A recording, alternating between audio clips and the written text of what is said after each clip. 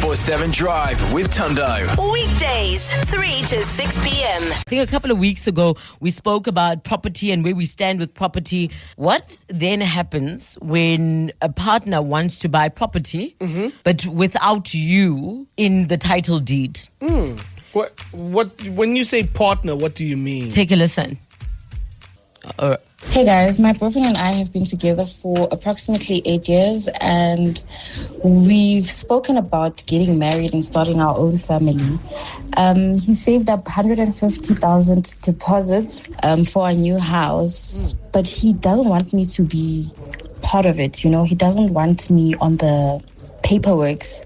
He keeps telling me it's still going to be our house, but I'm struggling to understand why after 8 years together he doesn't want us to buy it jointly. Oh, I'm just torn between trusting that this is just a practical financial decision and wondering if it's a sign that he's not fully committed into our relationship and our future. My question is, why is it a practical financial decision? Surely the practical financial decision is, okay, baby, we're buying this house together, meaning it's in our names, meaning we go halfies on the house. No, I'm absolutely on the man's side of that story. Explain. So she said that, of course, they're going to move in together, but he's putting in the 150,000 rand deposit.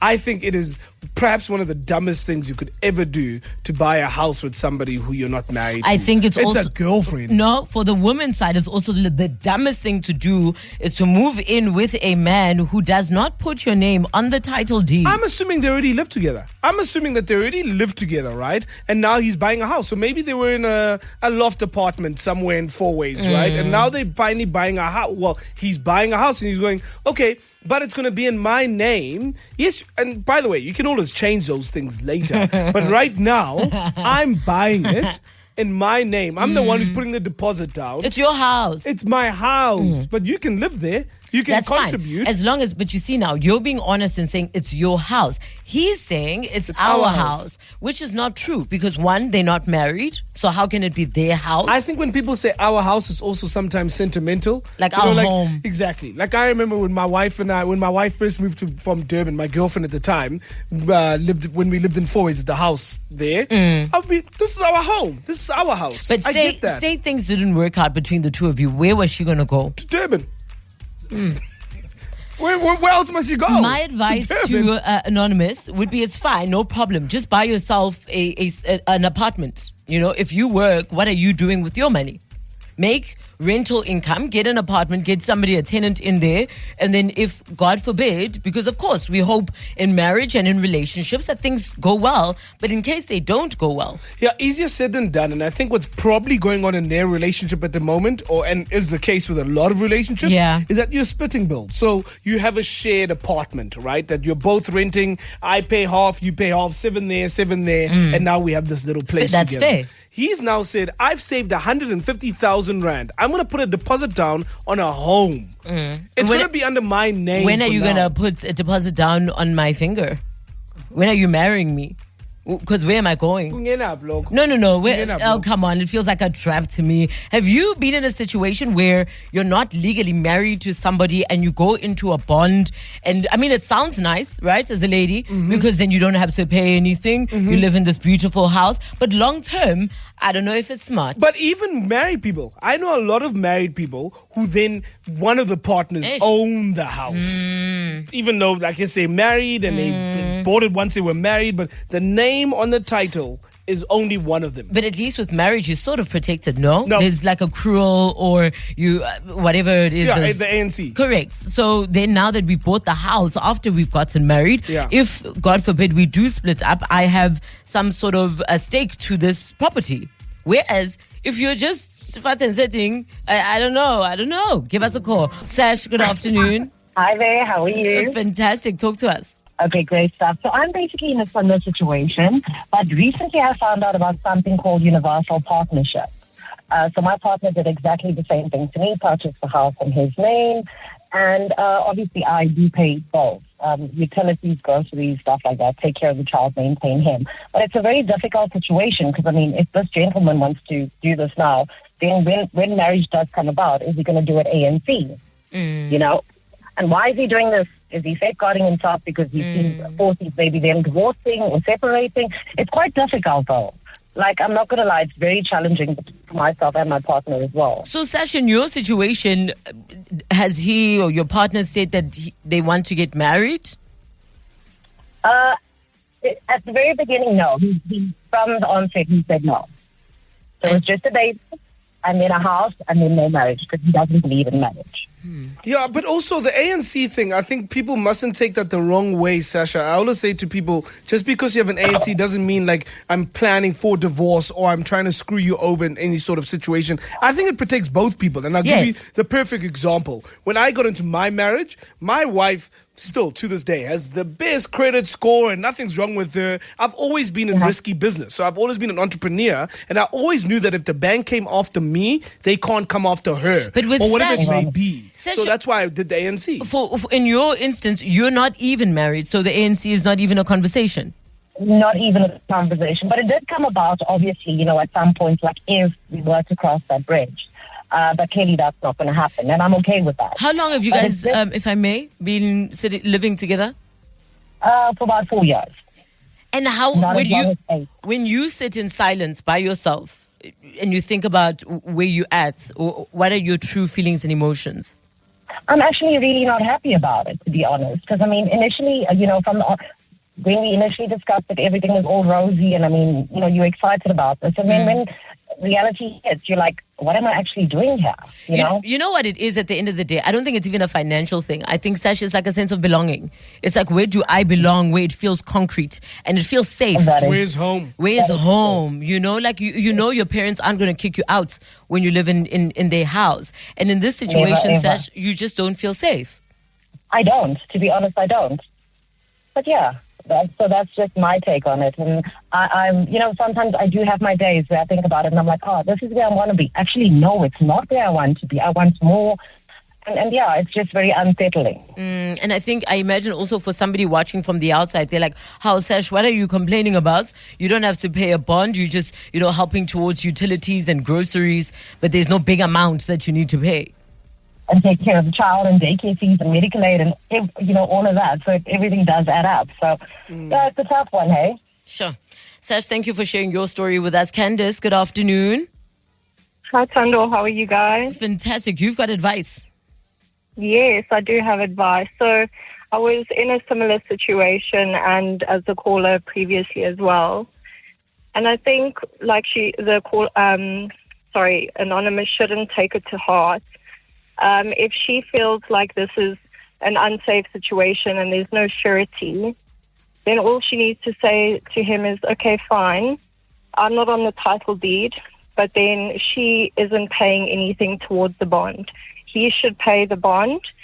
And then if she has that kind of leftover money earlier, what you said, then she should invest it into a property, her own apartment, and get a rental income from that. Is that what you're doing, Candice? Yes, I'm on my way to invest in a property, but yeah, I didn't sign my name on the title deed. He did put the money down for the deposit. We're married now. Everything's fine. I feel secure in the relationship, but then we've always just agreed that I don't pay towards the bond. Oh. Okay, but here's my devil's advocate in that situation. Once again, is like, if me and you, Candice, were dating and we lived together in an apartment, a 2-bedroom, or whatever it may be, we were splitting the rent already. So already you had to pay something to somebody, and it was never your house. You were paying to another landlord. But it wasn't your house either. Okay, but it was a random landlord. Yeah. So what difference does it make? The difference is it's now yours. Okay, but it's not yours regardless. No, in the same way the rental wasn't either yours or mine. So we're both insecure now. Why can't, exactly, we were insecure when we were renting. So now that we're buying, why can't we both be secure? Do you know what I mean? We're both insecure at rental, so let's both be secure at buying. Okay, but can we both put down the deposit then? That's fine. No, obviously it's not, because the dilemma that we got through here, Anonymous doesn't have 150,000 She didn't rand. say that. Again, you're assuming she doesn't have 150,000. She says he saved 150,000. She didn't say, me, I don't have. Had he asked for what's divided by 2, 150, 75,000. And he said, baby, you take out 75, I'll take out 75. Let's buy a house together.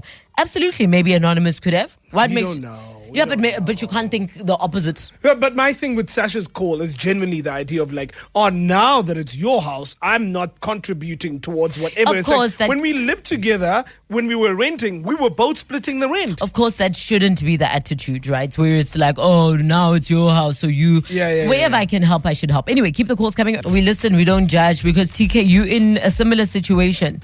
Hi, Tando. Yes, I am.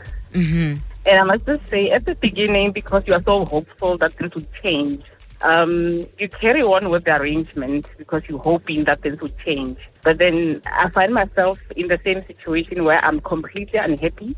Because the thing is, if money is your love language and you are in this prolonged situation where you are hoping that your partner's situation would change, you continue paying the bond fully. But then it makes me very miserable, I must just say. So, TK, what I'm understanding is in your situation, you're the one who's paying the bond. You say he pays for the levies and some of the utilities. Yes. And when you guys have this conversation, what does he say? Well, we've had it and we've sort of settled to say where I've suggested that, can you, rather than we get another property where you are fully contributing to it and it's yours alone, and then you can rent it out, we continue staying together and being in this love relationship. And for me, I feel like that's what would work for me. And then my property is my property and his is his. Because otherwise, the situation that we have is that he doesn't have the property. So he becomes unhappy because he's contributing to the levies. But then I paid the deposit alone, and I'm still paying. Wait, he's unhappy that he has to pay levies? He's unhappy that his name is not on the bond. But how did that happen? He was not in a position to buy a house. Okay. Okay. And are you guys married, TK? We are not married. So what are you going to do? Please tell me, what should I do? Yo, TK, as a Msizi, you're a man in a relationship. Of course, situations change. Sometimes it's looking good for me. Sometimes it's, looking good for him. In this case, when they got into the relationship, TK was able to secure a bond. But now he's upset because it's like, it's not my house, but I'm living here.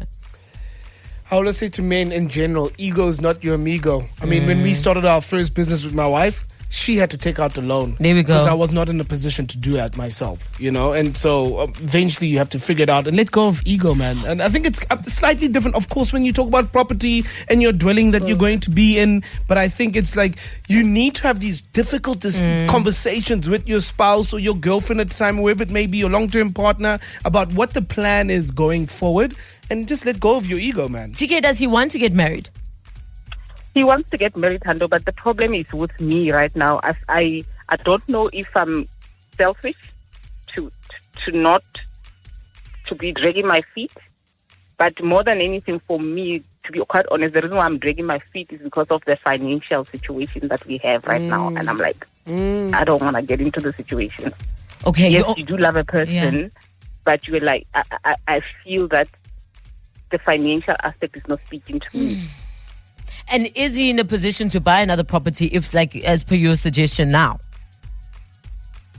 It's very tough, Tando. It's not. I wouldn't say that.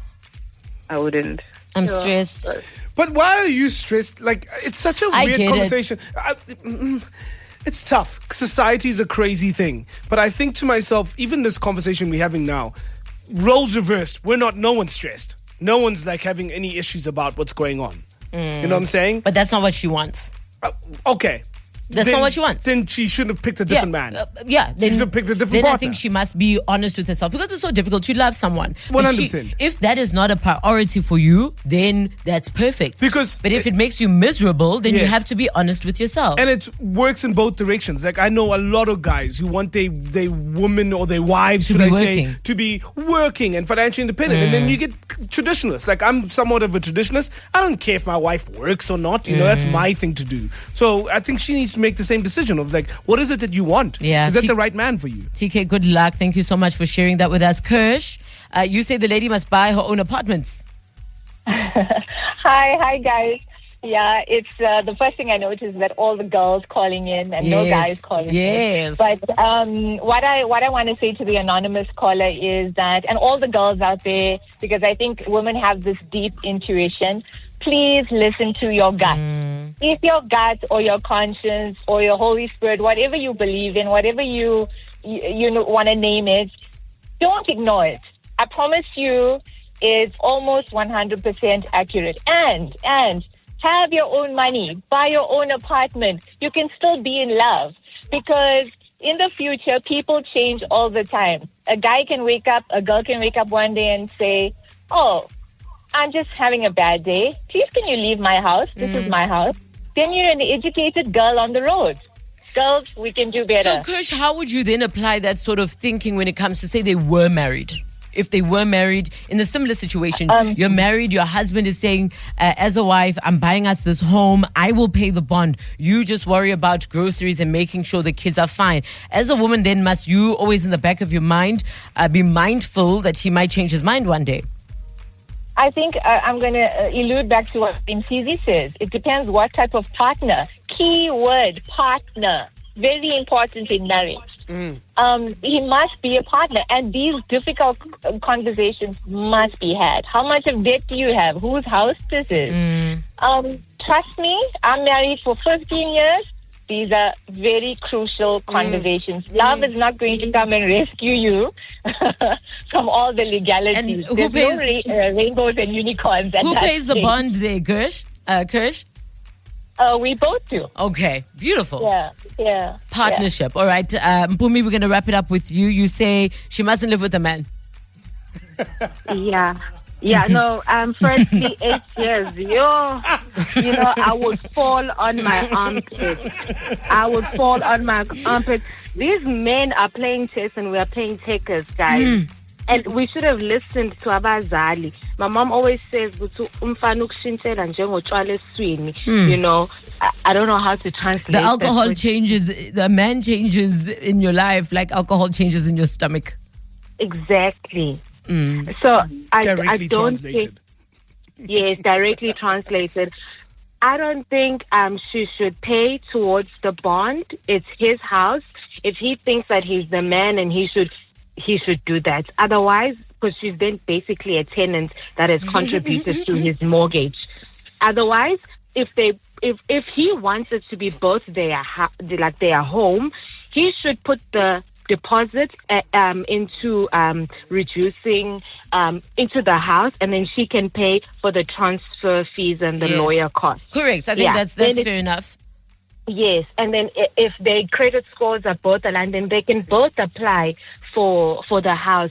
Or you can say, okay, I put in the deposit and you didn't put anything, transfer costs, then you as the guy pay the reduced installment and I pay the other portion. Yeah. Okay. And I think, okay, fair enough. And Mpumi, thank you so much for the call. 947 Drive with Tundo. Weekdays, 3 to 6 p.m.